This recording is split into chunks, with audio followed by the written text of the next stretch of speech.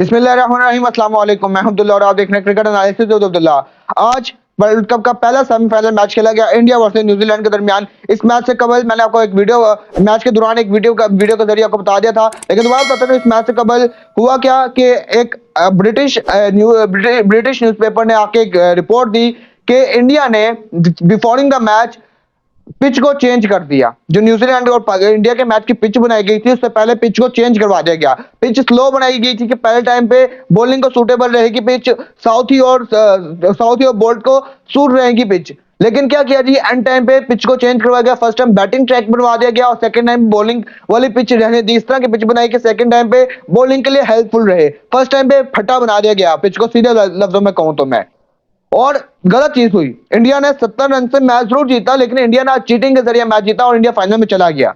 मैं इस मैच से खुश नहीं हुआ, क्योंकि अगर आप फाइट करके आप कुछ पिच का या आपको एडवांटेज ना हो कि आपको ये आपकी फेवरेट पिच है, तो आप फाइट करके मैच जीतो। आपको पता चले कि आपने मुश्किल जगह पे आकर रन बनाया है। विराट कोहली की हो गई मिसाल, 117 रन बनाए, या ईयर की बात करूं जिन्होंने 105 रन बनाए, मुश्किल पिच में बनाया तो मैं ज्यादा हैप्पी होता। विराट कोहली पिछले लास्ट 3 वर्ल्ड कप के अंदर क्यों नहीं सेमीफाइनल्स के अंदर रन बनाए? 2019 में, 2015 में, 2011 में, तीनों मैचों में जो सेमीफाइनल्स मैचेस खेले उन्होंने एक में 9 में, एक में 6 पे, एक पे आउट हुए विराट कोहली।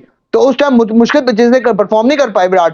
अब आसान पिच बनाई विराट ने, 117 रन बना दिए विराट के। मैं ये नहीं कह रहा कि विराट की सेंचुरी से मैं ना खुश हूं। विराट की सेंचुरी मुझे बड़ी अच्छी लगी, क्योंकि विराट ने आज सचिन तेंदुलकर का रिकॉर्ड भी तोड़ दिया 50 सेंचुरीज का। विराट इस टाइम ओडीआई के किंग बने हुए। लेकिन बाद में कह रहा हूं कि टीम इंडिया ने गलत किया, बीसीसीआई ने गलत किया कि पिच को चेंज करवा दिया गया। चीटिंग के जरिए मैचेस जीतने हैं और वर्ल्ड कप चीटिंग के जरिए अपने नाम करना चाह रहे हैं, ये गलत होता है। साथ साथ अगर बात करूं 398 का टारगेट दिया जब न्यूजीलैंड को, न्यूजीलैंड की टीम मुझे पहले ही पता था नहीं चेस कर पाएगी और इंडिया जीत के सेमीफाइनल फाइनल के अंदर चली जाएगी। सुबह एक डेविड मिचेल ने कोशिश की 134 रन की नहीं खेल के कि मैं टीम को जितवा दूं मैच। उसके अलावा फिलिप्स ने 41 रन की कोशिश की। उसके अलावा किसी प्लेयर का बल्ला नजर चला। 327 रन पे न्यूजीलैंड की टीम ऑल आउट होगी 48.5 ओवर्स के अंदर। और मोहम्मद शामी ने 7 विकेटें हासिल की। मोहम्मद शामी ने 4 मैचेस के अंदर विकेटें ली हैं। 4 में से टोटल 21, 4 मैचेस खेल के हमने 4 मैचेस के अंदर जो विकेटें ली हैं वो 21 विकेटें हैं मोहम्मद शामी की।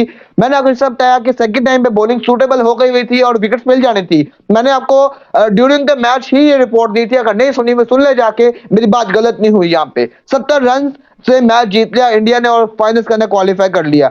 आज दूसरी बड़ी खबर कि बाबर आजम ने कप्तानी से स्टेप डाउन कर दिया। बाबर ने आके बाबर आजम की और आपके कोचेस की आज ज़का अशरफ साहब से मीटिंग थी आज आपके बाबर की और कोचेस की, जिसके अंदर रिपोर्ट पेश करनी थी बाबर ने। और मुझे इस बात से मैं कोई ज्यादा हैरान नहीं हुआ इस बात के बाद कि बाबर की कप्तानी चलेगी, क्योंकि जब आपका board during the world cup आपको एक प्रेस रिलीज के जरिए बता देता कि आपका कप्तान चेंज होने ही वाला है, तो समझ जाए आपका कप्तान चेंज होना है, आपका कप्तान। उसके अलावा बाबर के भी बॉडी लैंग्वेज और पीसीबी की बातों से लग रहा था कि बाबर खुद ही स्टेप डाउन करेंगे। बाबर से कभी पीसीबी खुद नहीं कहेगा कि बाबर हम कप्तानी हम ले रहे हैं, क्योंकि बाबर ने ही स्टेप डाउन करना है। अब इसमें भी बड़ी बड़ी बात है, बाबर करना नहीं चाहते थे, कप्तानी छोड़ना नहीं चाहते थे। बाबर को फोर्स किया गया कप्तानी छोड़ दो, नहीं तो तुम्हारी गेम भी बर्बाद करके रख देंगे, तुम्हें हम मजीद तनकीद का इशारा बनाएंगे। बाबर को मजबूर किया गया, बाबर पर प्रेशर डाला गया पीसीबी की जानिब से। उसके बाद मैं ज्यादा हैरान हुआ जब शाहीन और शान मसूद को कप्तानी दे दी गई। शान मसूद को टेस्ट की, शाहीन को टी20 की कप्तानी। शान मसूद ऐसा प्लेयर था जिसको ऑस्ट्रेलिया वाली सीरीज के अंदर नाम ही नहीं आ रहा था उस बंदे का कि ऐसा प्लेयर खेलेगा। आपने उसको उठाया डायरेक्ट ऐसा कैप्टन बना के रख दिया।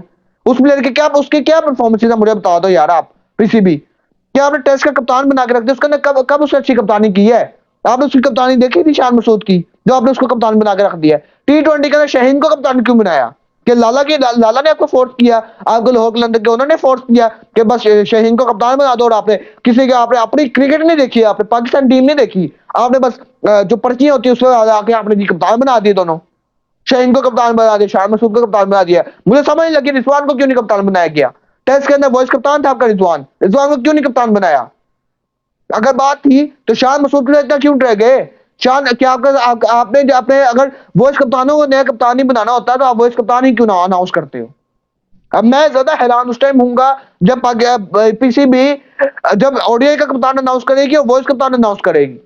अब देख तो ओडीआई का कप्तान किसको बनाती, क्योंकि बाबर तो नहीं रहेंगे। बाबर ने तीनों फॉर्मेट से कप्तानी छोड़ दी है और बाबर से जबरदस्ती छुड़वाई गई है, मैं सीधा तरीके से कह दूं।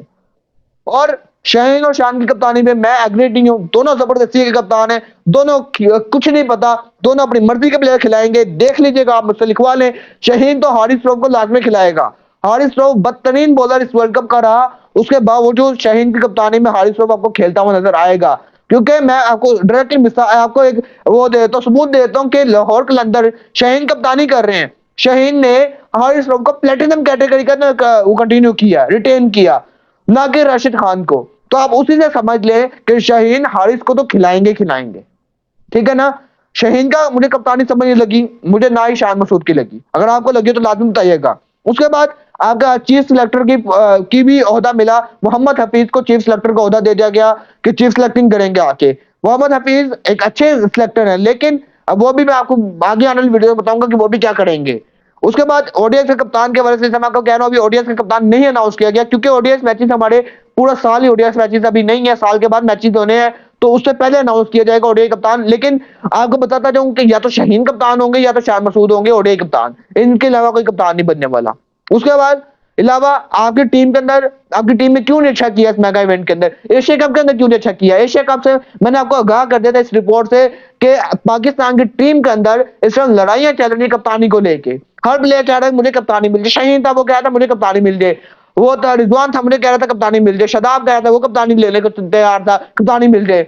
एक बाबर के लिए किसी ने फाइट नहीं की। बाबर था कि यार खेलो, पाकिस्तान को तो जितवाओ ना, लेकिन अगलों का था हमें कप्तानी मिल जाए बस।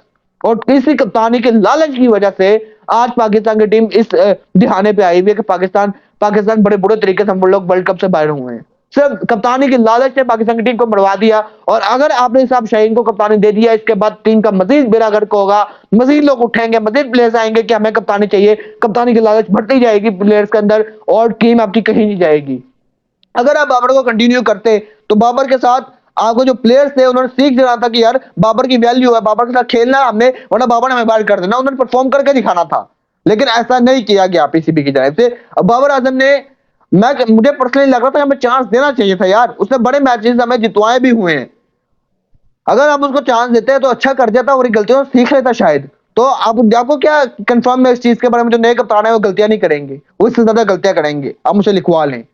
अब पीसीबी ने जो किए काम किए आज, वो बहुत गलत किया पीसीबी ने।